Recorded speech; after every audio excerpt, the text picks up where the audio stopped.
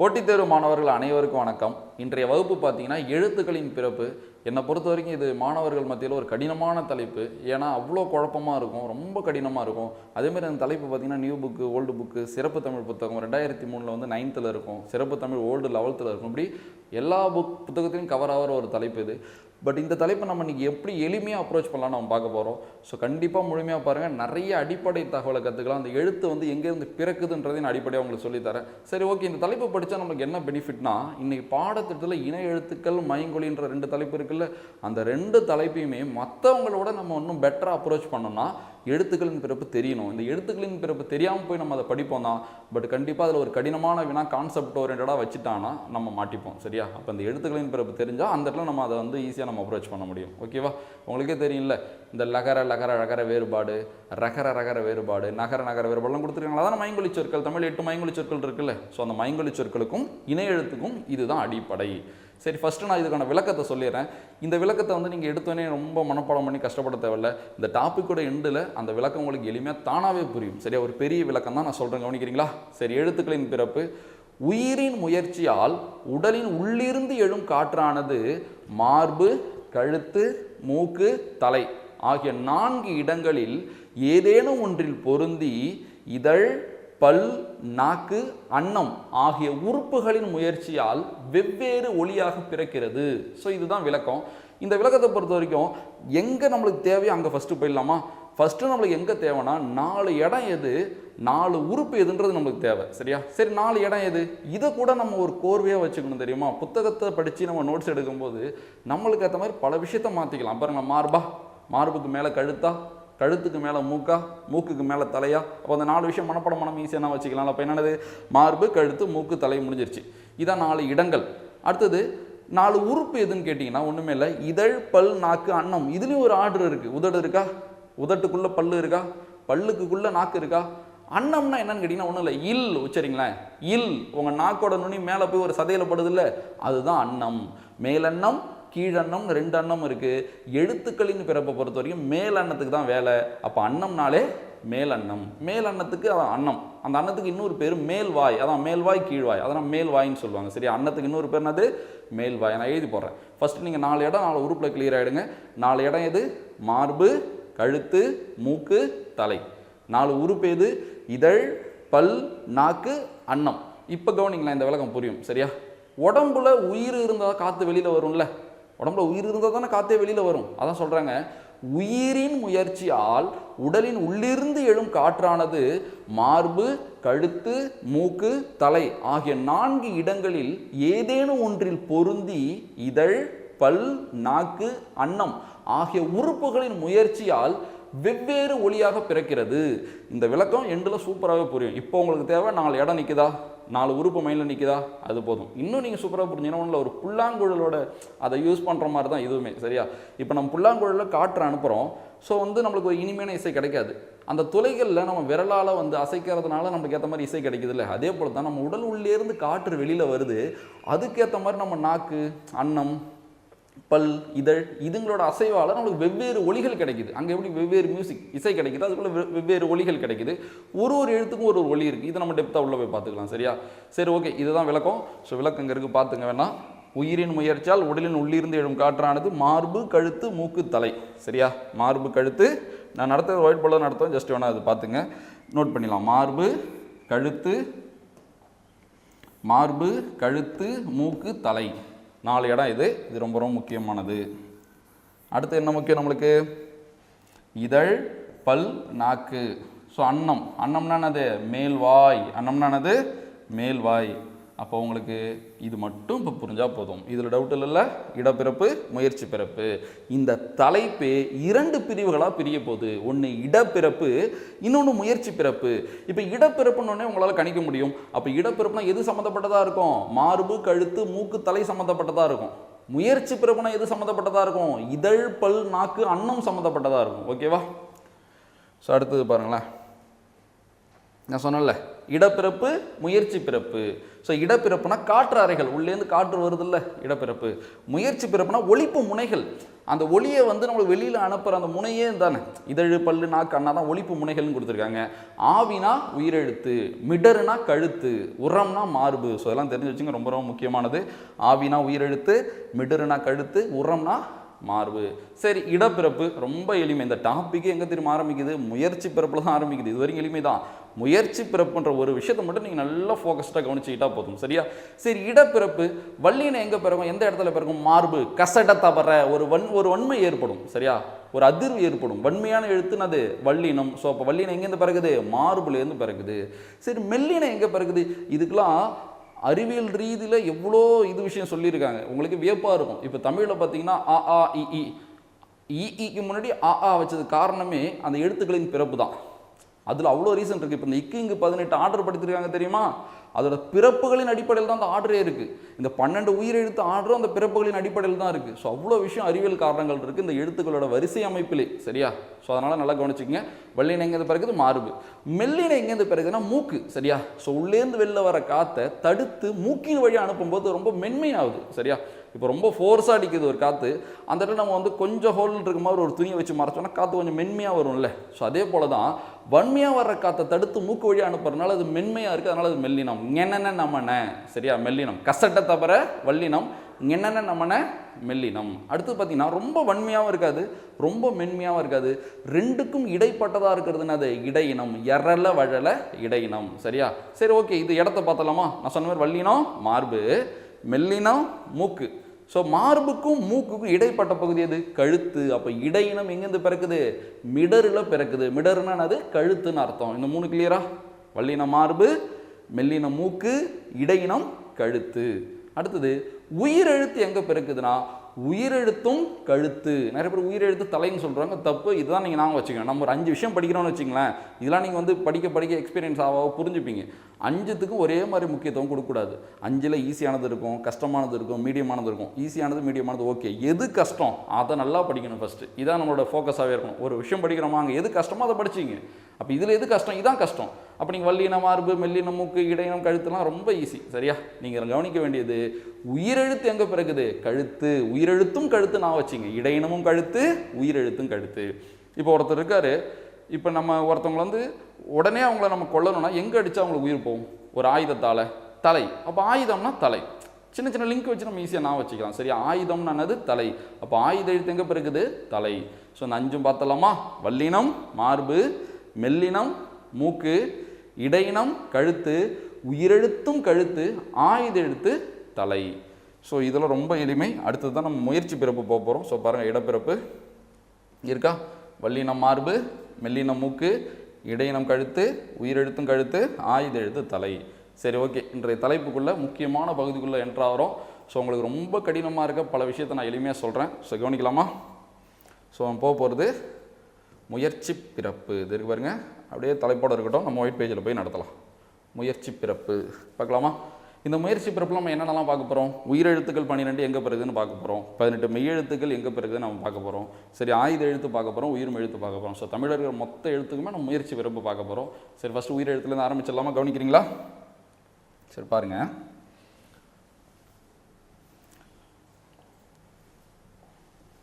திரும்ப இதே ஸ்ட்ரக்சர் தான் பாருங்கள். நான் உங்களுக்கு வந்து மொழி முதலெழுத்து இறுதி எழுத்து நடத்தினேன். இதே ஸ்ட்ரக்சர் வச்சு தான் நடத்தினேன். அதுக்கு முன்னாடி தான் நான் இதை சொல்லிக் கொடுத்தேன். சரி, எழுத்துக்களின் வகையும் தொகையும் நம்ம டீட்டெயிலாக பார்த்தோம். அப்போ மொழி முதலெழுத்து இறுதி எழுத்து இது எவ்வளோ முக்கியம் உங்களுக்கு தெரியும். அதுபோல் எழுத்துக்களின் பிறப்புக்கும் இது முக்கியம். அதனால தான் நான் அந்த ஆர்டரில் கொண்டு போயிட்டு இருக்கேன். இதுக்குள்ளே பார்க்கலாம். கவனிங்க. ஆ ஆ வாயை திறத்தல். அவ்வளோதான் விஷயம். இங்கே இருக்கிற ஒரு விஷயத்து கூட நீங்கள் மனப்பாடமே பண்ணக்கூடாது. ஒரு எழுத்து எப்படி பிறகுன்னு யாராச்சும் கேட்டால் அந்த எழுத்தை நீங்கள் உச்சரித்து காட்டி உங்களுக்கு என்னென்ன நடக்குதோ அதை நீங்கள் ஆன்சராக சொன்னால் போதும். சொல்லி பாருங்கள். ஆ ஆ வாயை மட்டும் தானே துறைக்கிறீங்க. உங்கள் நாக்கு மேலேயோ கீழே எங்கேயாச்சும் படுதா? எங்கேயுமே படாது. ஆ ஆ வாயை திறத்தல். அப்போ என்ன வந்துச்சோ நம்ம அதை ஆன்சர் எழுதிருக்கோமா? அவ்வளோதான் ஆன்சர். அடுத்து போயிடலாமா?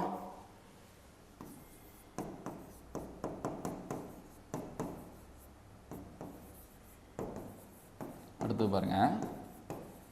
வாயை திறத்தல் ப்ளஸ் நாவின் அடி மேற்பல்லில் பொருந்துதல் இது அப்படியே இருக்கட்டும். படிச்சுங்க வேணா ஒரு வாட்டி. என்னென்ன இஇஏஏஐ என்னது? வாயை திறத்தல் ப்ளஸ் நாவின் அடி மேற்பல்லில் பொருந்துதல். அது அப்படியே இருக்கட்டும். அடுத்து பாருங்க.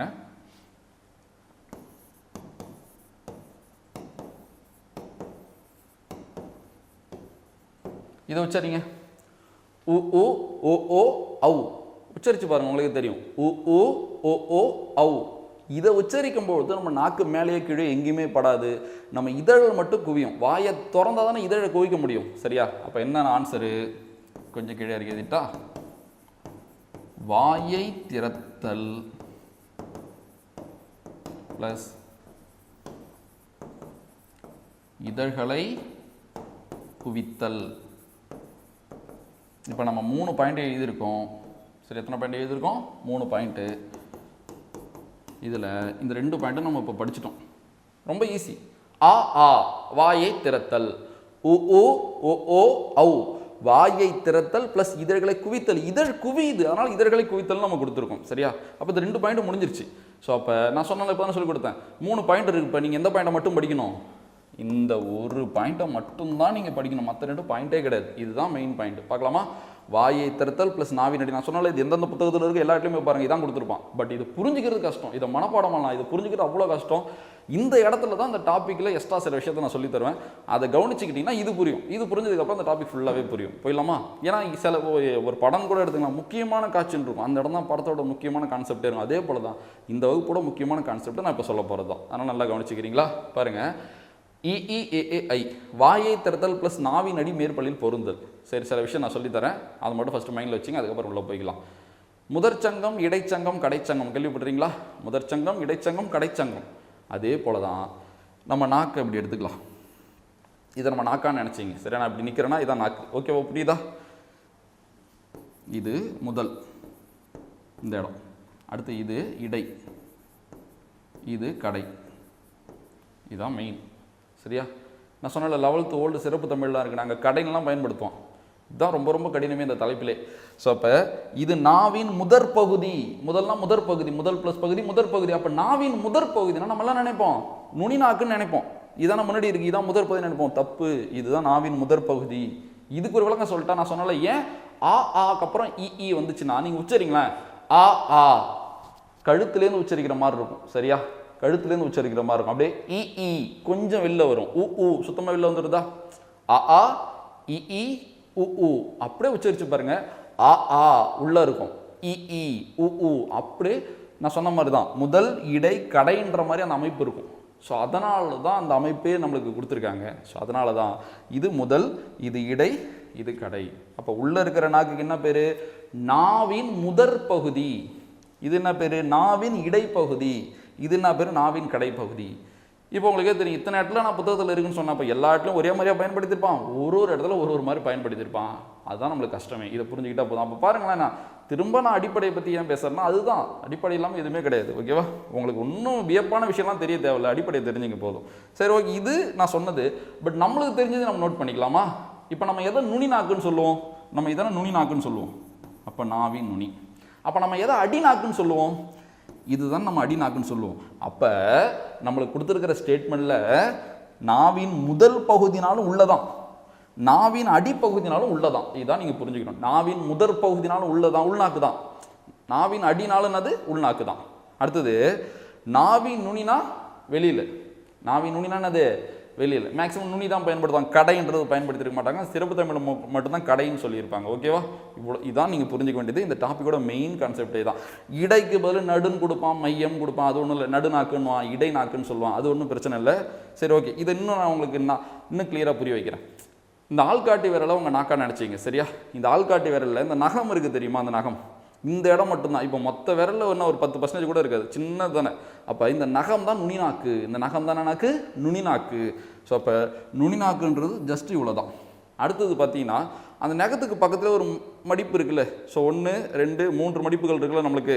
ஸோ அப்போ அந்த நகத்துக்கு பக்கத்தில் ஒரு மடிப்பு இருக்குல்ல, அதுதான் நடுநாக்கு. ஸோ அதுதான் நாக்கு, நடுநாக்கு. இன்னும் சொன்னால் இந்த இடம் தான் நடுநாக்கு. சரியா? ஸோ நடுநாக்கு. மீதி எல்லாமே உள்நாக்கு. மீதி எல்லாமே உள்நாக்கு. மீதி எல்லாமே என்னது? உள்நாக்கு. அப்போ அந்த உள்நாக்குக்கு என்னென்ன பேருன்னு பார்த்துக்கணும். உள்நாக்குக்கு என்னென்ன பேரு? நாவின் அடி. நாவின் அடினாலும் உள்நாக்கு, நாவின் முதற் பகுதினாலும் உள்நாக்கு. ஓகேவா? இவ்வளோதான் விஷயம். இதில் மட்டும் நீங்கள் கிளியராக இருங்க, எல்லாமே புரியும். எதுவுமே புரியாமல் இருக்க வாய்ப்பே இல்லை. ஸோ திரும்ப சொல்லிட்டா, நாவின் நுனினா வெளியில், வெளியில் நான் வச்சுக்கலாம். இது வெளியில், வெளியே. ஸோ நாவின் அடினா உள்ளே. இவ்வளோதாங்க. இதை நீங்கள் நோட் பண்ணி கூட வச்சுக்கோங்க நோட்டில். இதுதான் இந்த டாப்பிக்கோட ஃபார்முலா மாதிரி. சரியா? நாவின் நுனினானது வெளியே, நாவின் அடினானது உள்ளே. நாவின் அடினா உள்ள, நாவின் முதற் பகுதினாலும் என்னதான்? உள்ளதான். இதுதான் மெயின். நிறைய பேருக்கு தெரியாது. நாவின் முதற் பகுதினாலும் என்னது? உள்ளதான். இதே சேம் அன்னத்துக்கும் நம்ம நான் வச்சுக்கணும். நான் சொன்னேன் அன்னம்னா நான் சொன்னேன், ஸோ மேலே இருக்கிற சதை பகுதி தான் அன்னம். சரியா? அப்போ உள் நாக்கு இருக்குன்னா உள் அன்னம் இருக்கும் தானே? சரியா? ஸோ இப்போ நடு நாக்கு இருக்குன்னா நடு அன்னம் இருக்குது தானே? நுனி நாக்கு இருக்குன்னா நுனி அன்னம் இருக்கும் தானே? சரி, நுனி அன்னம்னா எதுன்னு நீங்கள் நல்லா கேட்டுக்கிட்டிங்கன்னா ரொம்ப ஈஸி. நம்ம பல்லோட ஈறுகள் செட் ஆகிருக்கிறது சதை பகுதியில் தானே. அப்போ அந்த சதை பகுதி முடிகிற இடம், அதாவது முடிஞ்சு பல்லு ஸ்டார்ட் ஆகிற இடத்துக்கு பேர் தான் அது அன்னத்தின் நுனி. அதாவது பல்லு கிடையாது, அந்த சதை பகுதி முடிஞ்சு பல்லு ஸ்டார்ட் ஆகுதுல, அந்த சதை பகுதி முடிகிற இடத்துக்கு பேர் தான் அது அன்னத்தின் நுனி. புரியுதான்னு பார்த்துங்க. இல் உச்சரிங்க. இல். லைட்டாக நாக்கு கீழே இறங்கினீங்கன்னா பல்லில் பட்டும், தெரியுமா? அப்போ அந்த நாக்கு சதையில் கரெக்டாக எண்டில் நிற்கிதுல, அந்த இடம் தான் அன்னத்தின் நுனி.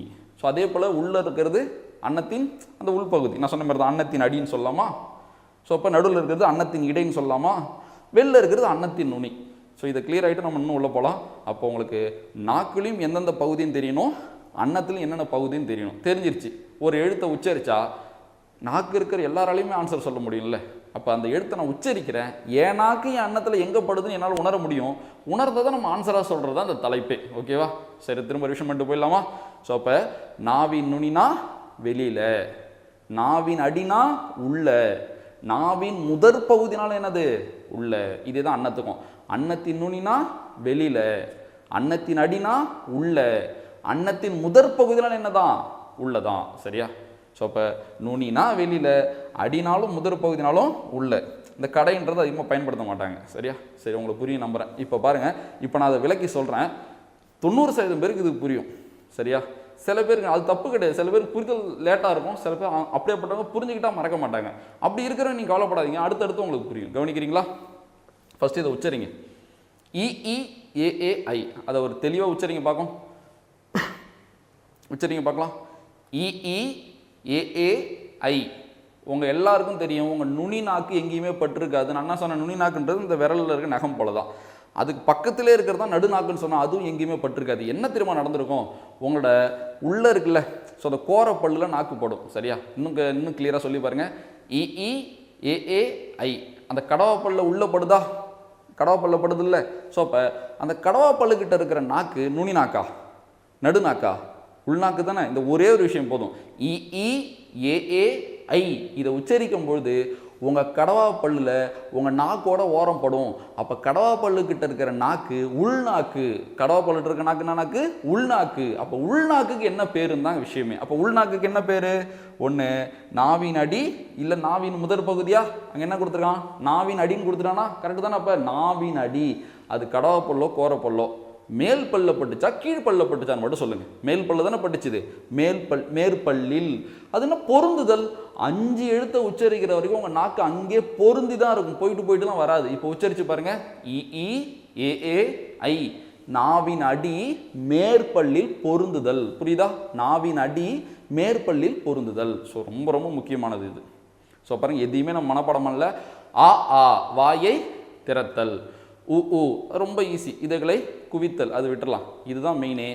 EEAAI. என்னது? நாவின் அடி மேற்பல்லில் பொருந்துதல். ஸோ இவ்வளோதான் விஷயம். இதான் அந்த ஃபார்முலா. அடுத்து போயிடலாமா? ஸோ உயிரெழுத்துக்கள் எல்லாமே நம்ம பார்த்துட்டோம். அடுத்து என்ன பார்க்க போகிறோம்? மெய்யெழுத்துக்கள் பார்க்க போகிறோம். ஸோ இதை மட்டும் கொஞ்சம் நோட் பண்ணி வச்சிங்க, முக்கியமானது. அப்படியே நம்ம இதிலே பார்த்துலாம் மெய்யெழுத்துக்கள். PDF இருக்குது, நான் லாஸ்ட்டில் காட்டுறேன். ஸோ நம்மளோட வாட்ஸ்அப் குரூப்லேயும் உங்களை நான் ஷேர் பண்ணுறேன்.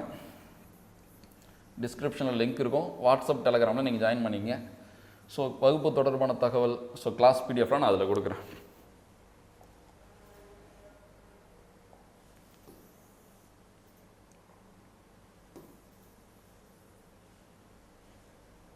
சரி கவனிக்கிறீங்களா?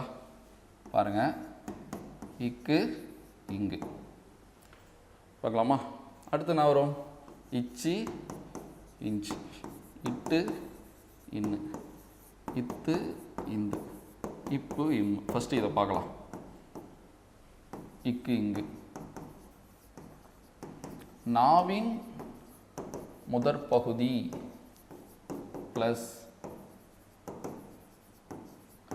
அன்னத்தின் அடிப்பகுதி. இதுதான் நம்ம படிச்சிருப்போம்ல. இதே புக்கில் உங்களுக்கு நாவின் முதற் பகுதி அன்னத்தின் முதற் பகுதின்னு கொடுத்தா பிரச்சனை இல்லை, படிச்சிடலாம். இல்லை நாவின் அடிப்பகுதி அன்னத்தின் அடிப்பகுதின்னு கொடுத்தா பிரச்சனை இல்லை, படிச்சிடலாம். ஆனால் அவன் என்ன கொடுத்துறான்? அங்கே முதற் பகுதின்னு கொடுத்துறான், அங்கே அடிப்பகுதின்னு கொடுத்துறான். நம்மளுக்கு எவ்வளோ குழப்பமாக இருந்திருக்கும். இப்போ உங்களால் புரிஞ்சுக்க முடியும்னு நினைக்கிறப்ப தானே எழுதி போட்டு அழைச்சேன். நாவின் முதற் பகுதினாலும் உள்ளதான், நாவின் அடிப்பகுதினாலும் உள்ளதான். சரியா? சரி, உச்சரித்து பார்த்துடலாம். இக்கு இங்கு. சரிங்க, பார்க்கலாம். இக்கு இங்கு. உங்களோட 90% நாக்கு எதுலையுமே படாது, மேலேயும் படாது, கீழேயும் படாது. நீங்களே உச்சரிச்சு பாருங்களேன். இக்கு இங்கு. ஆனால் என்ன தெரியுமா நடக்குது? உங்கள் உள் நாக்கு உள் அன்னத்தில் படுது. அங்கே உணர்ச்சி ரொம்ப கம்மியாக இருக்கும். உங்களுக்கே தெரியும், நாக்கு நுனி நாக்குக்கு உணர்ச்சி அதிகம், நடு நாக்குக்கு உணர்ச்சி அதிகம். ஆனால் உள் நாக்குக்கு உணர்ச்சி ரொம்ப ரொம்ப கம்மி. நம்ம அருந்துற உணவே ஸோ அந்த பாதி நாக்கு வரைக்கும் தான் நம்மளால் உணர முடியும். உள்ளே போயிடுச்சுன்னா சுவையே உணர முடியாது உள்நாக்குக்கலாம். சரியா? உங்களுக்கு தெரியும் நினைக்கிறேன். அதே போல தான் இந்த 90% நாக்கு எந்த ஒரு உணர்ச்சியும்லாம் இருக்கா? சரி, அதனால் அந்த 90% நாக்கு மேலேயும் படலை, கீழேயும் படலை, எந்த ஒரு உணர்வும் இல்லை. ஆனால் அந்த உள்நாக்கு இருக்குது தெரியுமா? அந்த உள்நாக்கு அது உள் அன்னத்தில் படுது. ஏன் நம்மளால் ஃபீல் பண்ண முடியலன்னா, நான் சொன்ன மாதிரி அங்கே உணர்வு ரொம்ப ரொம்ப கம்மி. சரியா? நீங்கள் அழுத்தமாக சொல்லி பாருங்களேன். இக்கு இங்கு நீங்கள் அழுத்தமாக சொல்லி பார்த்தீங்கன்னா கண்டிப்பாக உணர முடியும். உங்கள் உள் நாக்கு உள் அன்னத்தில் படும். அங்கே ஏதோ ரெண்டு இணையிற மாதிரி உங்களால் ஃபீல் பண்ண முடியும். சரியா? சொல்லி பாருங்களேன். இக்கு இங்கு. ஸோ அப்போ இக்கு இங்குனாலே நான் சிம்பிளாக உள்ளன்னு நான் வச்சுப்பேன். உள்ள, அவ்வளோதான். என்ன நடக்குது? நம்ம பேச்சுக்களை நான் வச்சுக்கலாம். உள்நாக்கு உள் அன்னத்தில் படுது, உள்நாக்கு உள் அன்னத்தில் படுது, உள்நாக்கு உள் அன்னத்தில் படுது. அப்போ உள்நாக்குக்கு என்ன பேர்? நாவின் முதற் பகுதின்னு சொல்லலாம், நாவின் அடிப்பகுதின்னு சொல்லலாம். நான் என்னன்னு சொல்லிட்டேன்? நாவின் முதற் பகுதின்னு சொல்லிட்டேன். உள் அன்னத்துக்கு என்ன பேர்? அன்னத்தின் முதற் பகுதின்னு சொல்லலாம், அன்னத்தின் அடிப்பகுதின்னு சொல்லலாம். நான் அன்னத்தின் அடிப்பகுதின்னு சொல்லிட்டேன். நம்மளுக்கு தான் தெரியுமே, முதற் பகுதினாலும் உள்ள, அடிப்பகுதினாலும் உள்ள. அப்போ நம்மளை பொறுத்த வரைக்கும் இக்கு இங்கு எங்கே பெருன்னு கேட்டால் உள்ளன்னு சொன்னால் போதும். என்னது? உள்ள. ஓகேவா? புரியுதுல? இது ஒன்றும் குழப்பம் இல்லை. நான் சொன்ன மாதிரி அந்த 90 எக்கு இங்கு 90% நாக்கு எங்கேயுமே படாது. நம்ம உள்ளே இருக்கிற அந்த ஒரு 10% நாக்கு தான் வந்து மேல் அன்னத்தில் படும். ஏன் நம்மளால் சரியாக உணர முடியலன்னா அங்கே உணர்ச்சி ரொம்ப கம்மியாக இருக்கும். நீங்கள் அழுத்தி சொல்லி பார்த்தீங்கன்னா நம்மளால் உணர முடியும். இக்கு இங்கு நாவின் முதற் பகுதி அன்னத்தின் அடிப்பகுதி. அடுத்து போயிடலாமா? அடுத்து இச்சி இஞ்சி. இந்த டாப்பிக்குமே நான் முடிச்சுட்டு ஒரு ஷார்ட் நோட்ஸ் எடுத்து காட்டுறேன்.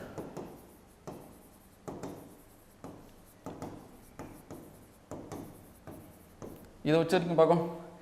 இச்சி இஞ்சி. இந்த கிளி மூக்கு வளைஞ்சிருக்கும் பார்த்தீங்களா? அதே போல் உங்கள் நுனி நாக்கு கீழே வளைஞ்சிரும். நான் சொன்னேன்ல, இதுதான் நெகந்தான் நுனி நாக்கு, அதுக்கு பக்கத்தில் இருக்கிறது நடு நாக்குன்னு. இதான் இங்கே நடக்கும் பாருங்களேன். இச்சி இஞ்சி. உங்கள் நுனி நாக்கு லைட்டாக கீழே மடியுதா? மடிஞ்சிட்டு போய் மேலே படுதா? அப்போ நுனி நாக்கு கீழே மடிஞ்சிட்டா மேலே போய் பட்டது நடு நாக்கு தானே. அப்போ நடு நாக்கு போய் மேலே பட்டது நடு அன்னம் தானே. அப்போ நாவின் இடை அன்னத்தின் இடை, நாவின் இடை அன்னத்தின் இடை. இவ்வளோதான், ஈஸி பாருங்க. அப்போ இக்கு இங்கு உள்ள, இச்சி இஞ்சி சென்டரில். அப்போ உள்ள அப்படியே சென்டருக்கு வரும் நம்ம, அவ்வளோதான். சரி? அப்போ இச்சி இஞ்சி ரொம்ப எளிமை. நாவின் இடை அன்னத்தின் இடை. இச்சி இஞ்சி நாவின் இடை அன்னத்தின் இடை. அடுத்து போயிடலாமா? அடுத்து இட்டு இன்னு. நீங்களே சொல்லுங்க, உச்சரிங்க பார்க்கும். ஃபஸ்ட்டு உச்சரிங்க. இட்டு இன்னு. சரியா? இதை மட்டும் சொல்லுங்க. நாக்கில் எந்த இடம்? உள்நாக்கா? இல்லை. நடுநாக்கா? இல்லை. நுனி நாக்கு. நுனி நாக்கு தானே. ஸோ அப்போ நாவின் நுனி. இப்போ புரியும் நினைக்கிறேன் இந்த தலைப்பு எவ்வளோ எளிமைன்னு. சரியா? அப்போ உச்சரிக்கும் பொழுது அந்த நாக்கை வச்சு கண்டுபிடிச்சலாம், அது உள்நாக்கா, நடுநாக்கா, இல்லை நுனி நாக்கான்னு. சரியா? அப்போ இட்டு இன்னு சொல்லும்போது எனக்கு தெரியுது நுனி நாக்கு. சரி, நுனி நாக்கு அது எங்கே போய் அன்னத்தில் படுது? அன்னத்தின் நுனி. அன்னத்தின் நுனி. சில பேருக்கு தோணும், இல்லை சார் நடு அன்னத்தில் தானே படுது இட்டுக்கு. ஆனால் இன்னு இன் வந்துடுது இல்லை, கொஞ்சம் டிஃப்ரெண்ட் தான் இருக்கும். ரெண்டு பேரும் ஒரே இனம்ன்றதுனால நம்ம கடைசியில் என்ன, அதை இறுதியில் என்னவோ அதான் நம்ம ஆன்சராக எடுத்துக்கணும். இட்டு இன்னு. நாவி நுனி கிளியராக சொல்லலாம், பழுல படாது. இந்த இடத்துல வச்சு நீங்கள் ஈஸியாக கண்டு அன்னத்தோட நுனி எதுன்னு நீங்கள் இப்போ புரிஞ்சுக்கலாம். சரியா? இட்டு இன்னு நாவின் நுனி அன்னத்தின் நுனி. அடுத்து போயிடலாமா? அடுத்து இத்து இந்து. இது நீங்களே வச்சுருங்க பார்க்கும். இத்து இந்து, இத்து இந்து. இது நாவின் நுனி தான். இது என்னது? நாவின் நுனி. சரி, நாவின் நுனி எங்கே படுது? இப்போ பல்லுல பட்டுருதா? அதுவும் பல்லின் அடி.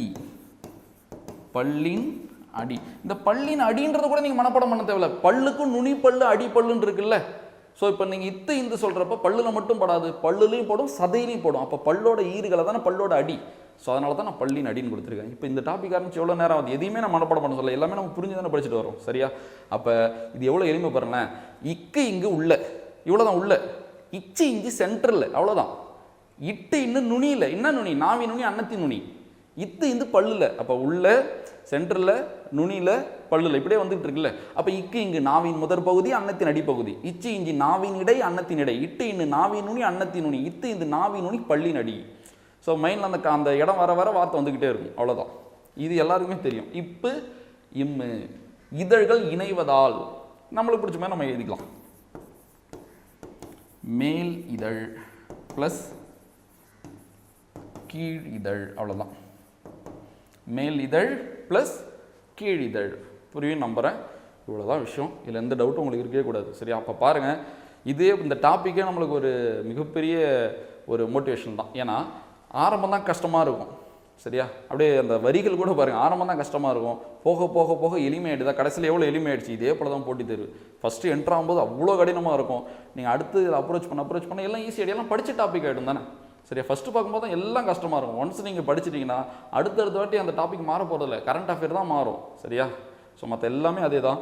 சரி, நம்ம அடுத்து போயிடலாம். இந்த இடத்துல நம்ம ஒரு டிஃப்ரெண்ட்டாக ஒன்று பண்ணலாம். என்னன்னா, நான் சொன்னல இந்த 18 மெய்யெழுத்து ஆர்டர் படுத்துறதுக்கு காரணமே இதுதான். இப்போ புரியுதா ஏன் இக்கு இங்கு அடுத்து இச்சிஞ்சி வருதுன்னு? அந்த பிறப்பின் அடிப்படையில் தான். சரியா? ஸோ இப்படி பார்க்கும்போது இப்போ இம்முக்கு அடுத்து நம்ம என்ன பார்க்கணும்? ஈ தான் பார்க்கணும். பட் இருந்தாலும் நம்ம கொஞ்சம் டிஃப்ரெண்ட்டாக இந்த இரு இன்னி இங்கே பார்த்துடலாம். அதுக்கு ஒரு காரணம் இருக்குன்னு நான் சொல்கிறேன். நான் எடுத்த நோட்ஸ், நம்ம நோட்ஸுக்காக நம்ம படிக்கிறோம். இந்த டாபிக் புரியணும்னு நம்ம இப்படி படிக்கிறோம். ஓகேவா? இரு அடுத்து ஈ தான் பார்க்கணும். பட் இருந்தாலும் நம்ம இரு இன்னும் பார்க்கும். அது என்ன ப்ளஸ்ன்னு நான் சொல்கிறேன். சரியா? இப்போ பாருங்கள், இன எழுத்துக்கள் வல்லினமும் மெல்லினமும் ஒரே இனம் நம்ம படிச்சுட்டு இருக்கோம். ஆனால் ஏன் அது ஒரே இனம் இப்போ புரியுதா? அதுனா இன எழுத்துக்கள். எந்தெந்த எழுத்துக்கள்லாம் ஒரே இடத்துல பிறக்குதோ அதெல்லாம் ஒரே இனம். எந்தெந்த எழுத்துக்கள்லாம் ஒரே இடத்துல பிறகுதோ ஒரே இனம். இதான் எழுத்துக்கள். இதுதான் இன எழுத்துக்கான விளக்கமே இதுதான். பாருங்கள், இக்கு எங்கே பிறகுதோ அங்கே தானே இங்கு பிறகுது. அப்போ இக்கோட இன எழுத்து இங்கு. இச்சு இஞ்சி இட்டு இன்னு இத்து இந்து இப்போ இம்மு இரு இன்னு. இப்போ புரியுது ஏன் இருரோட இன எழுத்து இன்னுன்னு புரியுதா? ஏன்னா ரெண்டு ஒரே இடத்துல பிறக்க போகுது. இப்போட இன எழுத்து ஏன் இம்மு, இத்தோட இன எழுத்து இந்த, இட்டோட இன எழுத்து இன்னு. ஸோ அப்போ இதுதான் காரணம். அப்போ எந்தெந்த எழுத்துக்கள் ஒரே இடத்துல பிறக்குதோ அதெல்லாம் என்ன இனம்? ஒரே இனம். ஓகேவா? சரி, இரு இன்னு பார்த்தலாமா? திரும்ப நீங்களே உச்சரிங்க. இரு இன்னு. நாவின் நுனி, நாவின் நுனி. அடுத்தது பார்த்தீங்கன்னா அன்னத்தின் நுனியில் மிகவும் பொருந்துவதால். நான் சொல்கிறேன் இது எப்படின்னு.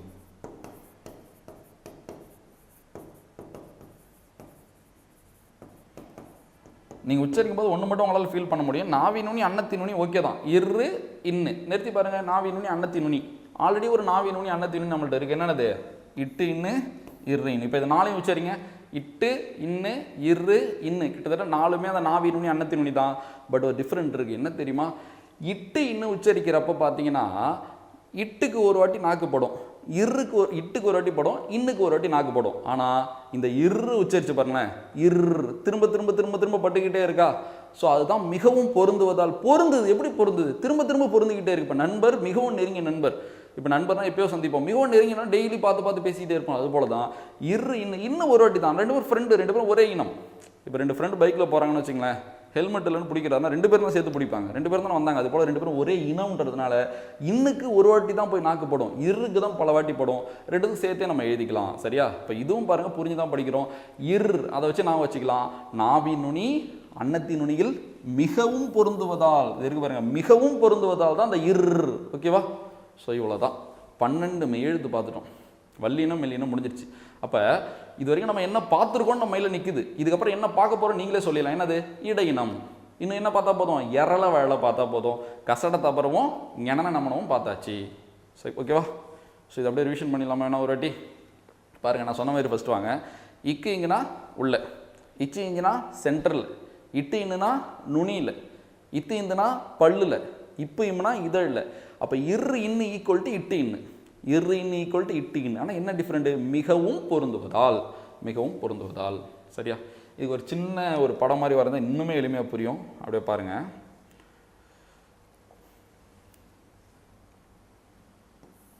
இதை நம்ம வாய் மாரி இமேஜின் பண்ணிங்க, ஓகேவா? இதான் நாக்குன்னு வச்சிங்க, இதான் பல்லு, ஓகேவா? இதான் பல்லு. ஒரு நிமிஷம் இருங்க, ஓகேவா? கவனிக்கிறீங்களா? இப்போ பாருங்கள், இக்கு இங்கு என்ன நடக்குது? இந்த உள் நாக்கு, இந்த உள் அன்னம், சரியா? ஆல்ரெடி சொன்னோம்ல, இந்த நாவின் முதற் பகுதி, நாவின் இடைப்பகுதி, நாவின் கடைப்பகுதி, சரியா? இது நாவோட அடி, அது நாவோட நுனி. அப்போ இக்கு இங்கே உள்ளன்னு தானே சொன்னேன். ஸோ அப்போ உள் நாக்கு உள்ள அன்னம், இது ஃபுல்லாக அன்னம், இது பாருங்க, இது ஃபுல்லாக அன்னம், இதுக்கப்புறம் பல்லு, ஓகேவா? ஸோ அப்போ இக்கு இங்கு. ஸோ அப்போ உள்நாக்கு உள்ளன்னத்தில் பட்டா இக்கு இங்கு. அடுத்து பார்த்தீங்கன்னா இச்சி இஞ்சி, நடுநாக்கு நடு அன்னத்தில் பட்டா இச்சி இஞ்சி. அடுத்து இட்டு இன்னு, பாருங்க பல்லுல படலை பாருங்க, இட்டு இன்னு. நுனி நாக்கு நுனி அன்னத்தில் பட்டா அது என்னது? இட்டு இன்னு, சரியா? நுனி நாக்கு பல்லுல பட்டா அது என்னது? இத்து இந்து. அடுத்தது இதழ்கள் இணைஞ்சிட்டா இப்பு இம்மு. இவ்வளோதான் அந்த தலைப்பு, சரியா? ஸோ அப்போ உள்நாக்கு உள்ளன்னத்தில் பட்டா இக்கு இங்கு, நடுநாக்கு நடு அன்னத்தில் பட்டா இச்சி இஞ்சி, நுனிநாக்கு நுண்ணி அன்னத்தில் பட்டா இட்டு இன்னு, நுனிநாக்கு பல்லுல பட்டா இத்து இந்து, மேலிதழும் கீழிதழும் இணைஞ்சா அது இப்பு இம்மு. அடுத்து இரு இன்னு, இட்டு இன்னு ஈக்குவல் டு இரு இன்னு. என்ன எக்ஸ்ட்ரா வரும்? மிகவும் பொருந்துவதால். இவ்வளோ நேரம் படித்தது இதுதான் ஷார்ட் நோட்ஸ், சரியா? ஸோ பரிவிஷன் பண்ணிடலாமா? இக்கு இங்கு நாவின் முதற் பகுதி, அன்னத்தின் அடிப்பகுதி. இப்போ நான் அந்த முதற் பகுதி அடிப்பகுதி கனெக்ட் ஆகுதா? முதற் பகுதினாலும் உள்ள, அடிப்பகுதினாலும் உள்ள. நாவின் முதற் பகுதி, அன்னத்தின் அடிப்பகுதி. நாவின் இடை, அன்னத்தின் இடை. நாவின் நுனி, அன்னத்தின் நுனி. நாவின் நுனி, பல்லின் அடி, பல்லின் அடி. நாவின் நுனி, பல்லின் அடி. மேலிதழ், கீழிதழ். நாவின் நுனி அன்னத்தின் நுனியில் மிகவும் பொருந்துவதால், மிகவும் பொருந்துவதால். ஸோ அடுத்து போயிடலாமா? டவுட் இல்லைல்ல? ஸோ இதெல்லாம் நீங்கள் ஒரு நிமிஷம் அப்படியே பாஸ் பண்ணிட்டு நோட் பண்ணிங்க, ரொம்ப ரொம்ப முக்கியமானது. சரி, அடுத்து நம்ம என்ன பார்க்க போகிறோம்? இடையினம் தான் பார்க்க போகிறோம். ஸோ அழைக்க வேணாம், அப்படி கீழே பார்த்துக்குமா? ஸோ அப்படியே நம்ம என்ன பார்க்கணுன்னா ஒரு வாட்டி பார்த்துக்கலாம். பாருங்களேன், நம்ம இடையினம் மட்டும் தான் பார்க்கணும். இடையினம் ஆர்டராக பார்த்துக்கலாம். ஃபஸ்ட்டு ஈலேருந்து ஆரம்பிச்சிருமா? இடையினம்.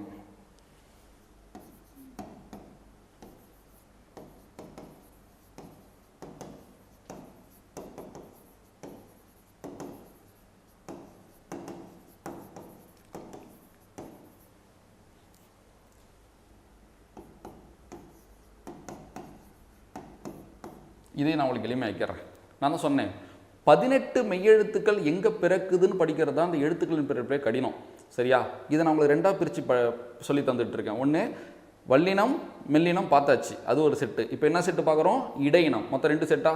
அப்போ ஃபஸ்ட்டு செட்டில் ஃபஸ்ட்டு பாயிண்ட்டும் ரெண்டாவது செட்டில் ஃபஸ்ட்டு பாயிண்ட்டும் சேம். அப்போ அதில் ஃபஸ்ட்டு பாயிண்ட் நீங்கள் படித்தா இதில் ஃபஸ்ட்டு பாயிண்ட்டை படிக்க தேவையில்லை. சிம்பிளாக இங்கே புரிஞ்சிடும்னு நினைக்கிறேன் உங்களுக்கு. இக்கு இங்கு ஈக்குவல் டு இ, அவ்வளோதான். இக்கு இங்கு எங்கே பிறக்குதோ அங்கே தான் என்ன பிறக்குது? இ பிறக்குது, சரியா? இப்படி நீங்கள் சொல்லி பாருங்களேன். இல்லு இ சொல்லி பாருங்க. இல்லு இ ரெண்டும் வேற வேற இடம் தெரியுதா? இதுவே இது 3 சொல்லி பாருங்களேன். இக்கு இங்கு இ கிட்டத்தட்ட 3 ஒரே இடம் தான், சரியா? உங்களுக்கு இதிலே புரியும் நினைக்கிறேன். அங்கே பாருங்க, நாவின் முதற் பகுதின்னு கொடுத்துருந்தான், இங்கே நாவின் அடின்னு கொடுத்துருக்கான். இக்கு இங்கே என்ன கொடுத்தோம்? நாவின் முதற் பகுதி, அன்னத்தின் அடிப்பகுதி. அப்படியே பாருங்க, நாவின் முதற் பகுதி, அன்னத்தின் அடிப்பகுதி. இங்கே என்ன இருக்கு? நாவின் அடி, அன்னத்தின் அடி. முதற் பகுதினாலும் உள்ளதான், அடிப்பகுதினாலும் உள்ளதான். திரும்பவும் அதுக்கு ஒரு உதாரணம் இது, சரியா? முதற் பகுதினாலும் உள்ளதான், அடிப்பகுதினாலும் உள்ளதான். அப்போ ஈய பொறுத்தவரைக்கும் திரும்ப உள்ள நான் வச்சுங்க, நாவின் அடி, அன்னத்தின் அடி. அடுத்து போயிடலாமா? அடுத்து இரு இழு பார்க்கலாமா? தமிழில் சிறப்பான எழுத்து எதுனா ழா. சிறப்பு ழகரம்னு ஒரு பேரே இருக்குது, சரியா? ஏன்னா பிற மாநிலம், பிற நாட்டவர்களால் உச்சரிக்கவே முடியாது, தமிழர்களால் மட்டுமே உச்சரிக்க முடிகிற சிறப்பு கொண்ட ஒரு எழுத்து அந்த ழகரம். ஸோ வள்ளலாரெலாம் இதுக்கு மிகப்பெரிய விளக்கம்லாம் கொடுத்துருக்காரு, சரியா? ஸோ அப்பேற்பட்ட ழாவை நம்ம உச்சரிக்க நம்மளுக்கு தெரியும். உச்சரித்து பாருங்கள், ழா. இன்னும் கரெக்டாக அதை ஃபோக்கஸ் பண்ணி ஒரு ஓமைப்படுத்தினீங்கன்னா, ஒரு யானை அப்படியே தும்பிக்கை தூக்கி இப்படி கீழே போடும்ல, அது போல இருக்கும். அப்படியே நம்ம நாக்கோட நுனி மேல் நோக்கி வளைந்து அன்னத்தை வருடுவதால், அவ்வளோதான் விஷயம். என்ன நடக்குதோ அது ஆன்சராக எழுதுறோம், சரியா? நாவின் நுனி மேல் நோக்கி வளைந்து அன்னத்தை வருடுவதால். உச்சரித்து பாருங்க, ழா.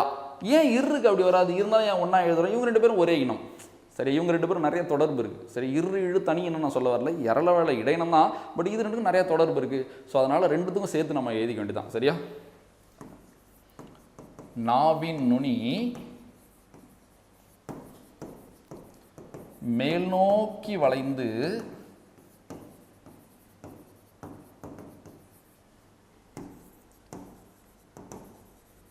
அன்னத்தை வருடுவதால் எது பறக்குது? இரு இழும் பறக்குது. வருடுறதுனா அது ரொம்பவும் படாது, படாமே இருக்காது, அப்படியே பட்டும் படாத மாதிரி வரும். சொல்லி பாருங்களேன். ழா, நாவி நுனி மேல் நோக்கி வளைந்து அன்னத்தை வருடுவதால், இரு இழு. அடுத்து போயிடலாமா? அடுத்து இவ்வு, ரொம்ப ஈஸி. சொல்லி பாருங்க. இவ், மேல்பல் கீழ் இதழ். சரியா? மேற்பல் பிளஸ் கீழ் இதழ், இதுதான் இவ்வு பிறக்கிற இடம். சரியா? மேற்பல் கீழ் இதழ். ஏன் நான் 2 எழுத்து மட்டும் ஒதுக்கி வச்சிருக்கேன்? இல்லை இல்லை, ஏன்னா அவங்க தான் கடினமானவங்க. பாருங்க, மொத்தம் வந்து நம்ம 6 எழுத்து பார்க்கணும், 4 எழுத்து பார்த்தா சின்ன 2 தான் பார்க்கணும். ஒன்று இல்லு, இன்னொன்று இல்லை. இது புத்தகத்தில் கொடுத்துக்கிறது என்ன, நான் எழுதி போடுறது என்னன்னு உங்களுக்கு கிளியராக விளக்கி சொல்கிறேன். ஃபஸ்ட்டு அதுக்கு முன்னாடி இவ்வளோ தூரம் புரிஞ்சு படிச்சோன்னா நம்ம இதுக்கு என்ன வருதோ நம்ம எழுதிடலாம் உச்சரித்து பார்த்து. அதுக்கப்புறம் புக்கில் இருக்கிறதோட புரிய வைக்கிறேன் நான். சரியா? உச்சரித்து பார்க்கலாமா? ஃபஸ்ட்டு இன்னொன்று தெரிஞ்சுங்க. இப்போ ஆ ஆ வித்தியாசம் இருக்குல்ல, அது போல தான் இல் இல் வித்தியாசம் இருக்குது. நீங்கள் உச்சரித்து பாருங்கள். சின்ன இல்லை உச்சரிச்சு பெரிய இல்லை உச்சரித்து பாருங்கள். இல் இல் சின்ன ஒரு வித்தியாசம் இருக்கும். சரி? அழுத்தம் கொடுக்கும்பொழுது இப்போ சொல்லிடுறேன். இல் சின்ன இல்லைன்னா நுனி நாக்கு நுனி அன்னம், நுனி நாக்கு நுனி அன்னத்தில் படும். இதுவே நீங்கள் பெரிய இலுக்கு அழுத்தம் கொடுக்கும்பொழுது அங்கேயும் நுனி நாக்கு தான், ஆனால் அழுத்தம் கொடுக்குறப்ப அந்த நுனி நாக்கு கொஞ்சம் மேலே போய் அன்னத்தோட நுனியை தொடாமல் அன்னத்தோட இடையை தொடும். சொல்லி பாருங்களேன்.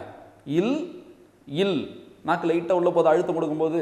அப்போ நம்ம அப்படியே எழுதிடலாமா? ரெண்டுத்துக்கும் நாவின் நுனி தான். நாவின் நுனி. இதுக்கு என்னது? நாவின் நுனி தான். ஃபர்ஸ்ட் நீங்கள் நாக்கை மட்டும் கண்டுபிடிங்களேன். இல்லை இல்லை ரெண்டுத்துக்கும் நுனி நாக்கு தானே, நடுநாக்கோ உள்நாக்கோ கிடையாது. சரியா? இந்த இடத்துல ஒரு விஷயம் இருக்கட்டும், அப்படி நான் அடுத்து சொல்கிறேன். சரியா? அடுத்து பார்க்கலாம். நான் சொன்ன மாதிரி தான் இந்த நாவின் நுனி அன்னத்தின் நுனியா, இல் அன்னத்தின் நுனியா, அன்னத்தின் நுனி லைட்டாக கீழே பல்லோட அடின்னு சொல்லலாம். புத்தகத்தில் பல்லோட அடி தான் கொடுத்துருப்பாங்க, நம்ம அன்னத்தின் நுனி எழுதலாம். நான் உங்களுக்கு கடைசியில் அது என்னன்னு சொல்கிறேன். சரியா? அன்னத்தின் நுனி. ஒன்றும் இல்லை, 2 இடம் கிட்டத்தட்ட ஒரே மாதிரி தான். அன்னத்தோட நுனி தானே அப்படியே பல்லோட அடியாகுது. சரியா? அடுத்து இங்கே வாங்க. இந்த இல்லுக்கு அழுத்தம் கொடுக்கும்போது இது புரியுதில் ரொம்ப எளிமை தான். அழுத்தம் கொடுக்கும்போது நாக்கு இன்னும் கொஞ்சம் உள்ளே போதா, அப்போ நுனி அன்னத்தில் படாமல் நடு அன்னத்தில் படுதா, அப்போ அன்னத்தின் இடை. அன்னத்தின் இடை. டவுட்டே இருக்கக்கூடாது. அப்போ எங்கே சேஞ்சுன்னு பாருங்கள். இங்கே தான் சேஞ்சே. இங்கேயும் நாவின் நுனி தான், இங்கேயும் நாவின் நுனி தான், இங்கேயும் அன்னம் தான். அன்னத்தின் நுனி, அங்கே அன்னத்தின் இடை. ஏன்னா அந்த அழுத்தம் இல் இல், அந்த அழுத்தம் கொடுக்கும்போது இன்னும் கொஞ்சம் உள்ளே போய் படுது. ஸோ கிளியரா?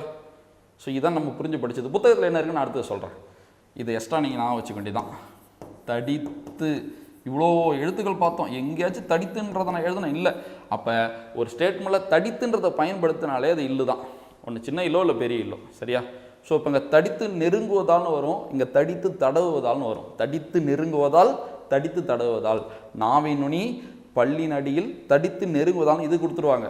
சரியா? நாவின் நுனி அன்னத்தின் இடையில் தடித்து தடவுவதால்னு இந்த இல்லு கொடுத்துருப்பாங்க. பட் அது புரிதல் இல்லாமல் மனப்பாடம் பண்ணாமல் நீங்கள் புரிஞ்சு இதை நான் வச்சுக்கிட்டாலே நீங்கள் இதுக்கு ஆன்சர் எடுத்துடலாம். புரியுதா? இந்த அன்னத்தின் நுனியை தான் அவன் பல்லின் அடின்னு கொடுத்துருப்பான். என்னை பொறுத்த வரைக்கும் அது கரெக்டாக இன்னும் ஃபுல்லாக போய் பல்ல படாமல் அந்த அன்னத்தின் நுனி தான் இருக்கும். சரியா? ஸோ அப்போ அந்த அன்னத்தின் நுனினாலும் ஓகே தான், இல்லை ஆர் பல்லின் அடினாலும் ஓகே தான்.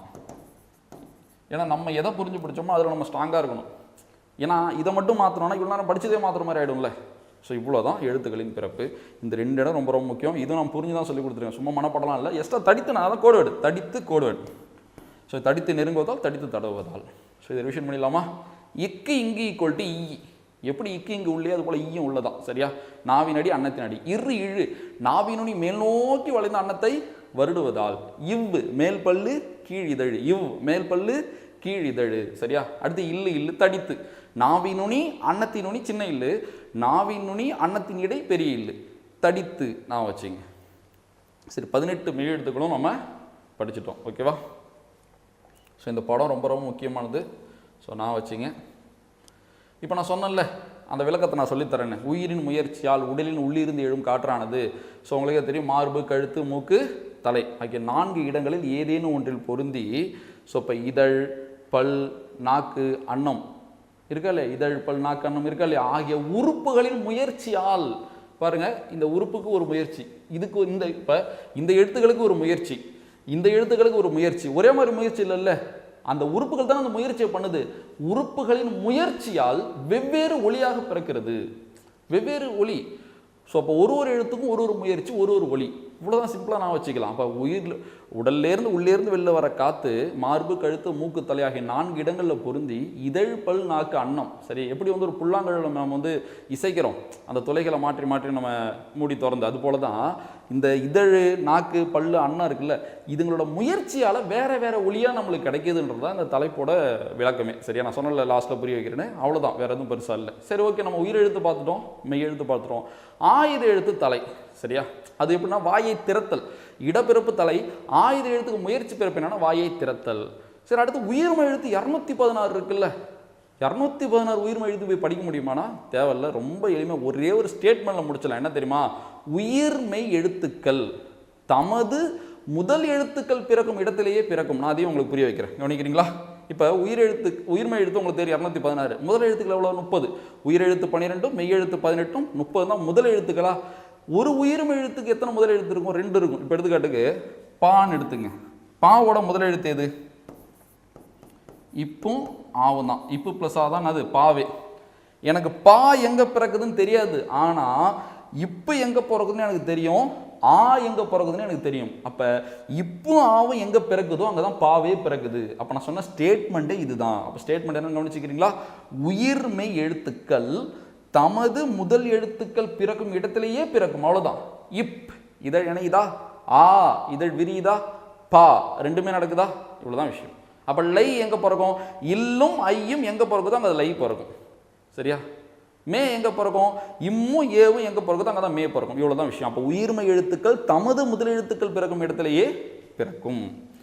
சரி, ஃபுல் ரிவிஷன் ஒரு 18 மெய் நான் சொல்லிட்டு பிடிஎஃப் காட்டிடுறேன், ஓகேவா?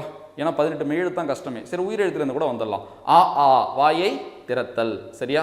இ இ ஏ ஏ ஐ வாயை திறத்தல் பிளஸ் நாவின் அடி மேற்பல்லில் பொருந்துதல். உ உ ஈஸி ரொம்ப. இதழ்களை குவித்தல் அடுத்துதான் கடினமே. அதுக்கு முன்னாடி அந்த ஷார்ட்கட் நான் வச்சுக்கலாமா?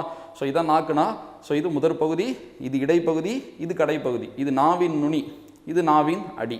சரியா? நாவின் நுனினா வெளியில், நாவின் அடினாலும் உள்ள, நாவின் முதற் பகுதினாலும் உள்ள. அதுதான் அன்னத்துக்கும்.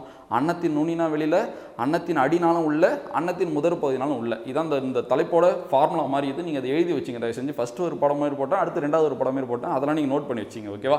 இக்கு இங்கு உள்ள, இதான் நான் கடைசியாக படிக்கிறது. இச்சு இஞ்சி சென்டரில், இட்டு இன்னும் நுனியில், இத்து இந்து பல்லுல, இப்பு இம்மு இதழில், இரு இன்னி கொல்ட்டு இட்டு இன்னும் மிகவும் பொருந்துவதால். இவ்வளோ தான் ரிவிஷன். சரி, டெப்த் அப்போ பார்த்தலாமா? இக்கு இங்கு நாவின் முதற் பகுதி, அன்னத்தின் அடிப்பகுதி. இச்சு இஞ்சி நாவின் இடை, அன்னத்தின் இடை. இட்டு இன்னு நாவின் நுனி, அன்னத்தின் நுனி. இத்து இந்து நாவின் நுனி, பல்லின் அடி. இப்பு இம்மு மேலிதழ், கீழிதழ். இரு இன்னு நாவின் நுனி, அன்னத்தின் நுனியில் மிகவும் பொருந்துவதால். அது கூட மனப்பாடம் கிடையாது, இரு வைப்ரேட் ஆகுது இல்லை? இதனால தான் வல்லினமும் மெல்லினமும் ஒரே இனம். சரியா? ஸோ இன எழுத்துக்கள் இது நம்மளுக்கு உதவியாக இருக்கும். ஸோ பல்வேறு தலைப்புகள் புணர்ச்சிலையும் நம்மளுக்கு இது உதவியாக இருக்கும். இந்த கான்செப்ட் புரிஞ்சது. அடுத்து இடையினம். ஈ இக்கு இங்கு ஈக்குவல் டு ஈ. அவ்வளோதான். சரியா? நாவின் அடி, அன்னத்தின் அடி உள்ள. சரியா? இரு இழு நாவின் நுனி மேல் நோக்கி வளைந்த அன்னத்தை வருடுவதால். இவ்வு மேல்பல் கீழிதழ், இவ்வு மேல்பல் கீழிதழ். அடுத்து நம்ம என்ன படிக்கணும்? இல்லு தான். இல்லு இல்லு. ஸோ இப்போ நாவின் நுனி, நாவின் நுனி, அன்னத்தின் நுனி, அன்னத்தின் இடை. தடித்துன்றது காமன் கோடோடு மாதிரி. சரியா? சின்ன இல்லை விட பெரிய இல்லுக்கு அழுத்தம் கொடுக்கும்பொழுது அந்த நுனினாக்கு கொஞ்சம் மேலே போய் போடும். அதான் அன்னத்தின் நுனி, அன்னத்தின் இடையாக மாறும். ஆயுத எழுத்து வாயை திறத்தல். அடுத்தது உயிர்மெய் எழுத்துக்கள் எங்கே பிறக்கும்? தமது முதல் எழுத்துக்கள் பிறக்கும் இடத்திலேயே பிறக்கும். ஓகேவா? ஸோ பிடிஎஃப் பார்த்துடலாமா? சரி, முயற்சி பிறப்பு பாருங்க. ஆ ஆ வாயை திறத்தல். ஓகே, இந்த இடம் தான் முக்கியமானது. வாயை திறத்தல் பிளஸ் நாவின் அடி மேற்பல்லில் பொருந்துதல். இது புரியுதப்போ உங்களுக்கு? நாவின் அடி என்னன்னு? ஸோ அந்த கடவாப்பல்ல பட்டுச்சுல்ல? சரியா? கடவாப்பல்ல இருக்கிற பல்லு உள்நாக்கு தானே, உள்நாக்குக்கு பேர் நாவின் அடி தானே. ஸோ அப்போ அது கடவாப்பல்ல மேல் பல்லு தானே பட்டுச்சு, அதான் கான்செப்ட். இது ஈஸி. அடுத்தது இது அப்படியே பாருங்க. இக்கு இங்கு உள்ள, சென்டரில், நுனியில், பல்லில், இதழில், இது ரெண்டும் சேம். அவ்வளோதான். எக்ஸ்ட்ரா என்ன வரும்? மிகவும், மிகவும் பொருந்துவதால், மிகவும் பொருந்துவதால். ஸோ இக்கு இங்கு நாவின் முதற் பகுதி, அன்னத்தின் அடிப்பகுதி. முதற் பகுதினாலும் உள்ளதான், அடிப்பகுதினாலும் உள்ளதான். நாவின் இடைப்பகுதி, அன்னத்தின் இடைப்பகுதி. இட்டு இன்னு நாவின் நுனி, அன்னத்தின் நுனி. இத்து இந்த நாவின் நுனி, பல்லின் அடி. நாவின் நுனி, பல்லின் அடி. இப்பு மேலிதழ், கீழிதழ். இரு இன்னு நாவின் நுனி, அன்னத்தின் நுனி மிகவும் பொருந்துவதால். ஸோ இதனால தான் வல்லினமும் மெல்லினமும் ஒரே இனம். இவங்களாம் ஒரே இனம். சரியா? அப்போ இன எழுத்துக்கள் என்னது? எந்தெந்த எழுத்துக்கள் ஒரே இடத்துல பிறகுதோ அதெல்லாம் ஒரே இனம். சரியா? அடுத்து பாருங்கள் ஈ, இது ரெண்டும் சேம். இக்கு இங்கு ஈக்குவல் டு ஈ. நாவின் அடி அன்னத்தின் அடி. அப்படியே பாருங்கள், நாவின் அடினாலும் உள்ளதான், நாவின் முதற் பகுதினாலும் உள்ளதான். இங்கே மாற்றமே இல்லை. அன்னத்தின் அடி அன்னத்தின் அடி ரெண்டும் சேம் தான். அடுத்து பாருங்கள் இரு இழு. நாவின் நுனி அன்னத்தை வருடுவதால் சிம்பிளாக கொடுத்துட்டேன். நாவின் நுனி மேல் நோக்கி உழைத்து அன்னத்தை வருடுவதால் எல்லாம் ஓகே தான். இவ் மேற்பல் கீழிதழ். இல்லை நான் சொன்ன மாதிரி தான், ரெண்டுத்துக்கும் நாவின் நுனி அன்னத்தின் நுனி அன்னத்தின் இடை. முக்கியமானது தடித்து. தடித்துன்னு வந்தாலே அது இல்லை தான். சரியா? ஸோ இங்கே புக்கில் தடித்து நெருங்குவதால் தடித்து தடவுவதால் கொடுத்துருப்பாங்க. இங்கே பள்ளியின் அடின்னு கொடுத்துருப்பாங்க. அந்த நாவின் நுனி பள்ளியின் அடி கிட்டத்தட்ட ஒரே இடம் தான். அடுத்த ஆயுதம் நான் சொன்ன மாதிரி வாயை திறத்தல். அந்த ஸ்டேட்மெண்ட்டும் கொடுத்துரும் பாருங்க. உயிர்மை எழுத்துக்கள் தமது முதல் எழுத்துக்கள் பெருக்கும் இடத்துலேயே பெருக்கும். இது நீ மனப்படம் பண்ண தேவையில்லை. பா ஈக்குவல் டு இப்பு ப்ளஸ் ஆ. எல்லாமே இப்படி தான். மா இப்போ மா எங்கே பிறக்கும், இம்மும் ஆவும் எங்கே பிறக்குதோ அங்கே தான் பிறக்கும். சரியா? ஸோ இவ்வளோ தான் தலைப்பு.